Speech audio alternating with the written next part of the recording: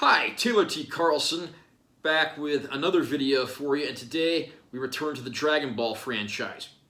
There are a lot of Dragon Ball movies, television specials, OVAs, and other specials, and today I'm going to be ranking 27 of these. I tried to narrow it down to everything that I possibly could, so the majority of the things that have been officially released and are considered to be movies, specials, OVAs, etc. I'm going to cover on here.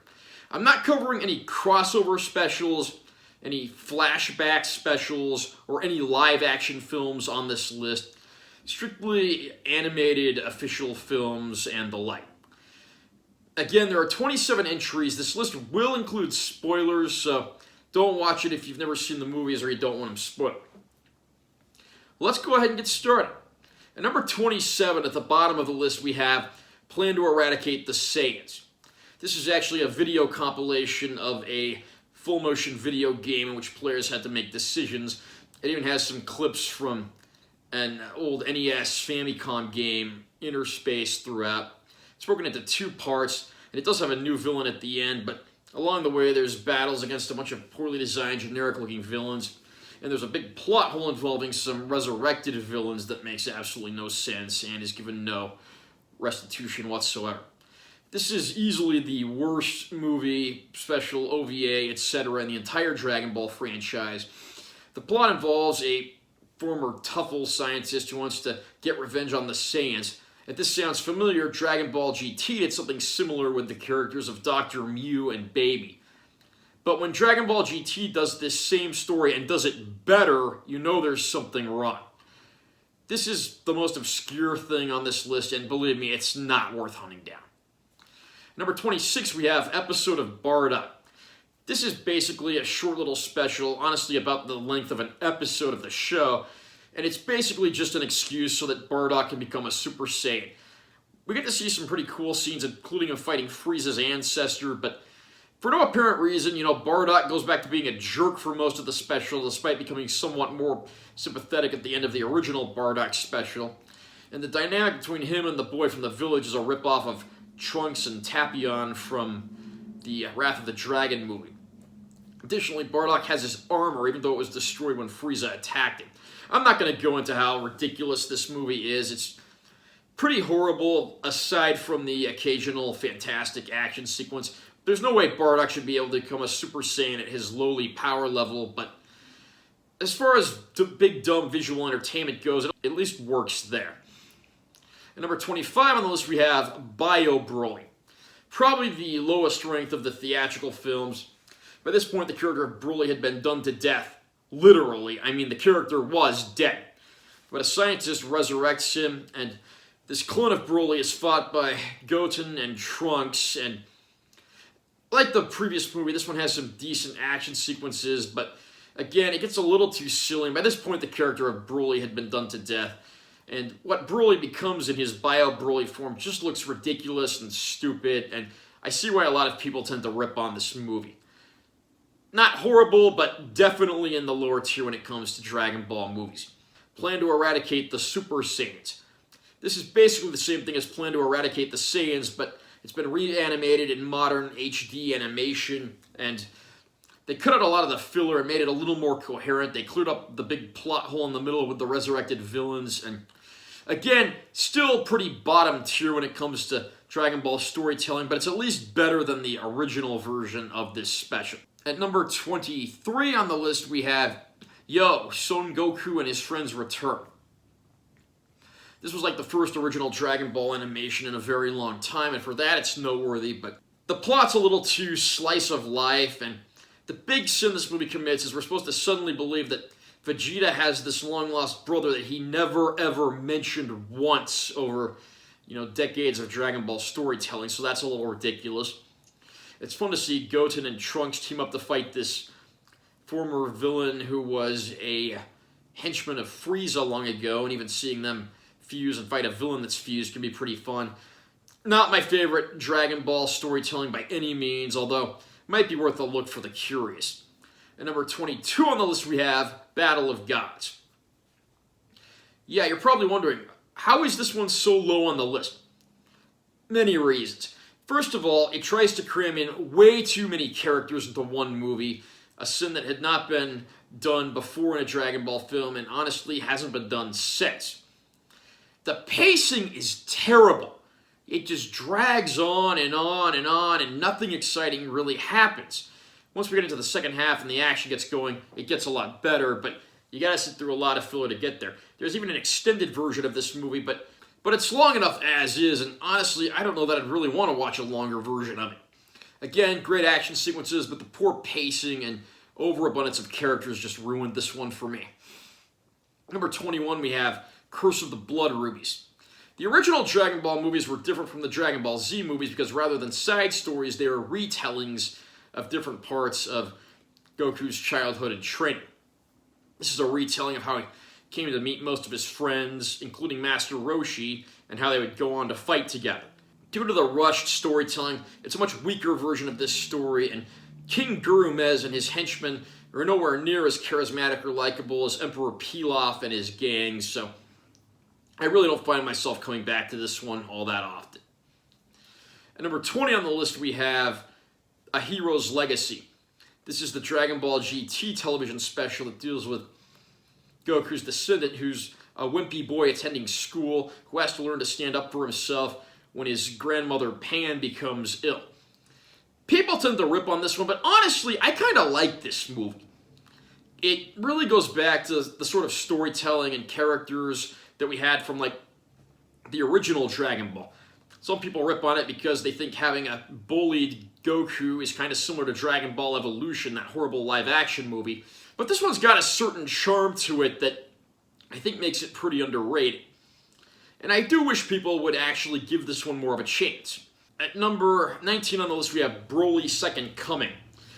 The second of the Broly movies. This one has Broly coming to Earth after Goku has died, having to fight Goten, Trunks, and Videl.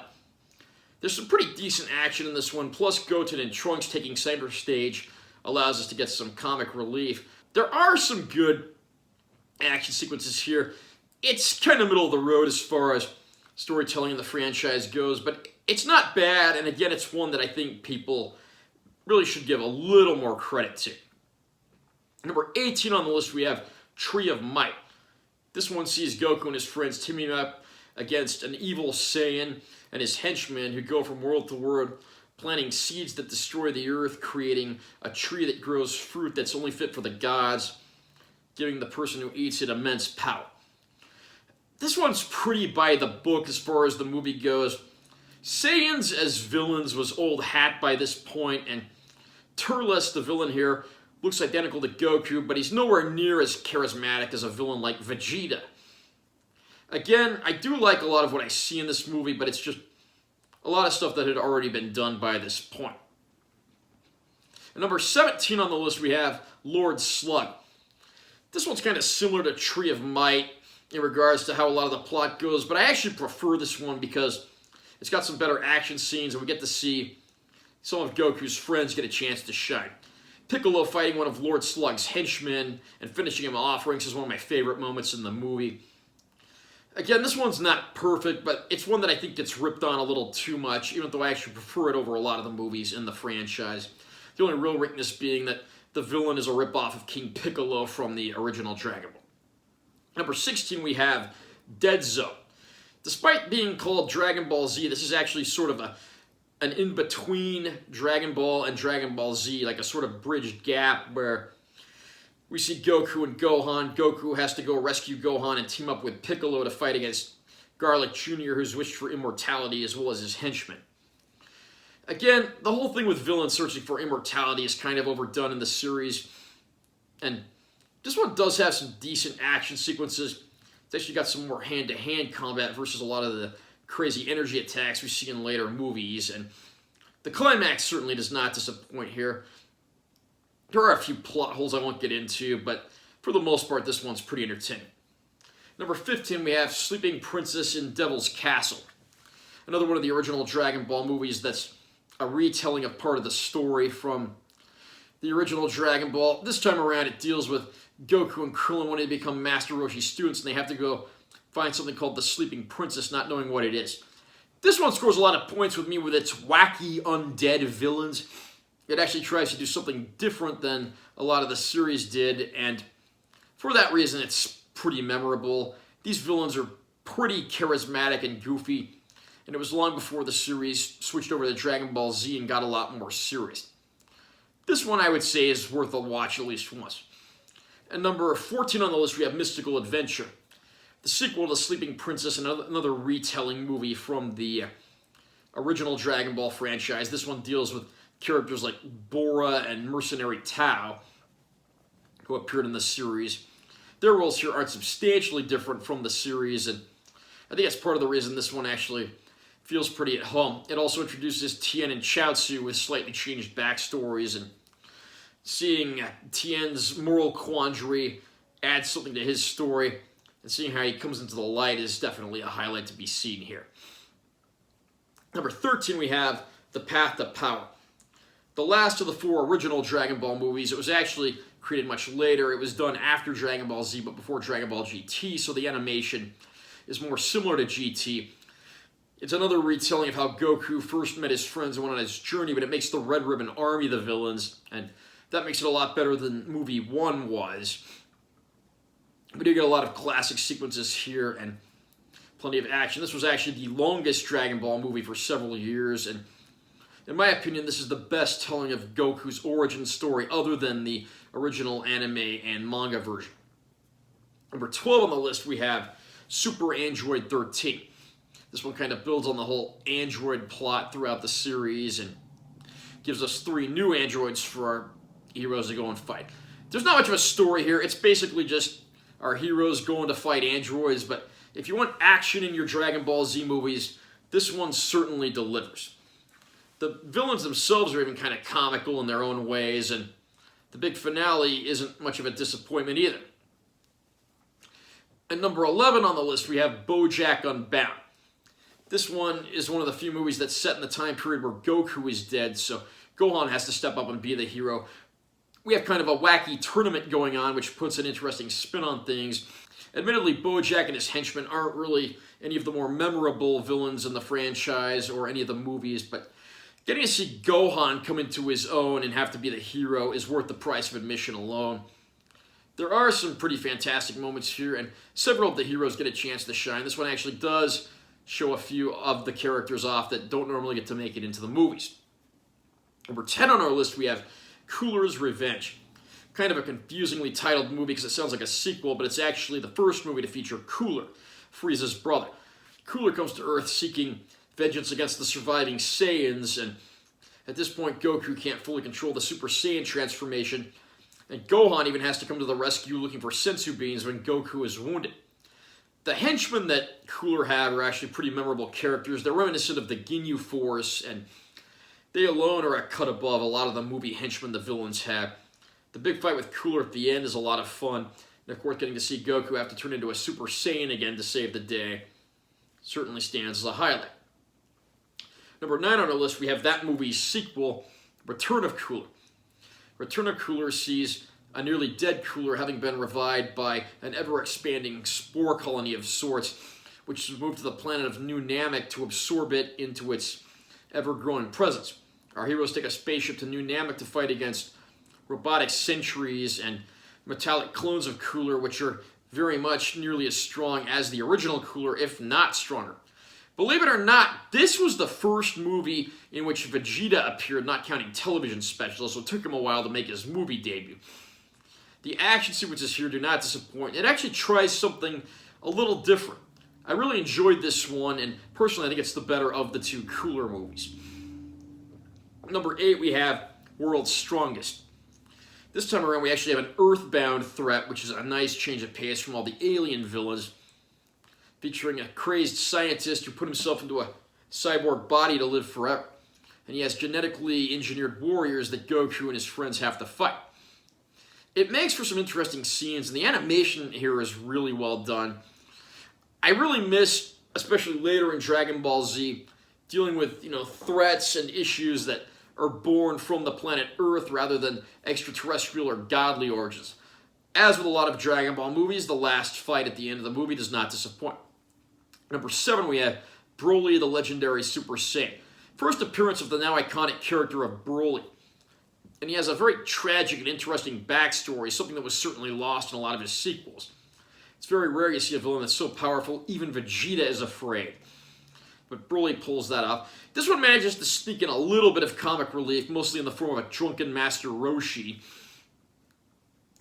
But there is some genuine drama on display here, and it really makes you ponder who the true villain is, Broly or his father who's been controlling him.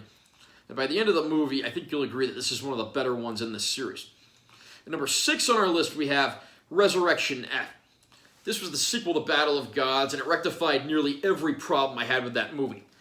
There's much more action, the pacing is better, it only focuses on a select few characters, and the battles are bigger as well. Bringing back Frieza is admittedly kind of a controversial decision because I think the character's been done to death in the world of Dragon Ball, but there's no denying seeing him take on a new form and seeing our heroes take on new forms to fight him makes for some fantastic entertainment. Amongst the newer released Dragon Ball movies, this is easily one of the finest. Not to be outdone by the film at number 5, this of course being Dragon Ball Super Broly. This is a sort of canon retelling of Broly, and it makes the character a little more sympathetic. And we get to see him, rescued by Frieza's forces, and of course, similar to the first movie, Broly is somewhat controlled by his father Paragus, who created mind control devices, whereas Broly is undergoing an interesting moral quandary throughout the whole movie. He's a much more tragic and, again, sympathetic character here. It's really interesting to see our characters pull off nearly every trick in the book they have so they can fight this new villain. This is one of the greatest of all Dragon Ball movies, easily the best since they sort of revived the series about 10-15 years ago. The only complaint I have is that they worked the Dragon Ball minus angle into the story. I really like getting to see the history of the Saiyan race and their ties to King Cold and Frieza, but I don't really care for this wimpier version of Bardock that's more sympathetic, because it does kind of undermine, his relationship with his son and where Goku ultimately ended up. Number 4 on the list, we have Wrath of the Dragon. This one, of course, set after the Majin Buu saga, and it puts somewhat of a highlight on Kid Trunks as well as Tapion, who he befriends, who's trying to put away an evil monster. The relationship between those two is one of the biggest highlights, and I was really happy to see them actually work a new character into the movie who was a little more three-dimensional and well-developed. The villains here, of course, are the big bads you would expect from Dragon Ball, but it does manage to be a cut above the rest with a lot of its more dramatic storytelling, and the conclusion doesn't disappoint. The only disappointment I have here is that Vegeta's barely in the movie, and when he is, he's basically saving other people and not doing much else, so it kind of undermines the character of Vegeta, but a very small complaint. Number 3 on our list, we have Fusion Reborn. Of all the original theatrically released Dragon Ball films, this is my favorite. It gives us an interesting story which literally features all hell breaking loose, both in the real world and in the netherworld. We see Goku and his friends fight against some interesting villains. We get to see Janemba, one of the more interesting antagonists, who's basically an insane villain born out of evil energy. And on Earth, we even get to see Goten and Trunks battle Hitler, of all things. So this movie, it's all over the place, but in the best of ways. It's one of the most action-packed movies, and it's also one of the funniest movies, although I'm not going to spoil a lot of the more funny moments here. Number 2 on our list, The History of Trunks. The television specials are actually much better than the movies because they fit more into the storyline and they're packed with drama. The storytelling is much better and more consistent with the series. They're not just side stories, they're an integral part of the plot. We get to see Trunks when he was a younger teenager, his relationship with future Gohan, who became his mentor, and this just completely ruined world where the androids reign supreme and where they have to fight back in order to try to reclaim the world. There's a lot of defeat and loss here, and this one is very gripping, and it keeps you on your toes. Seeing future Trunks and his first Super Saiyan transformation is easily one of my favorite moments in the entire Dragon Ball franchise. And my absolute favorite of all Dragon Ball movies, specials, OVAs, etc., it's the other TV special, Bardock, the father of Goku.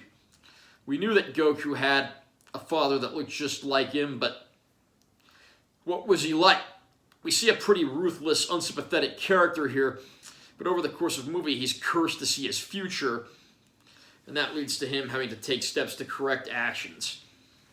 And of course, we see Frieza betray the Saiyan race after all they've done for him, so Bardock has to step up and be a hero even when others don't exactly share his sympathy. This movie does everything I would ever want to see done in a Dragon Ball movie. Sadly, a lot of the more recent specials have really undermined and not done the best things for the character of Bardock. But this here is an amazing, well-told story from start to finish. It's pretty dramatic, but it still manages to deliver without skimping on the action. And that's why Bardock, the father of Goku, ranks as my #1 favorite of all Dragon Ball movies, specials, OVAs, and so forth. What is your favorite Dragon Ball movie or special? Comment down below and let me know what you think.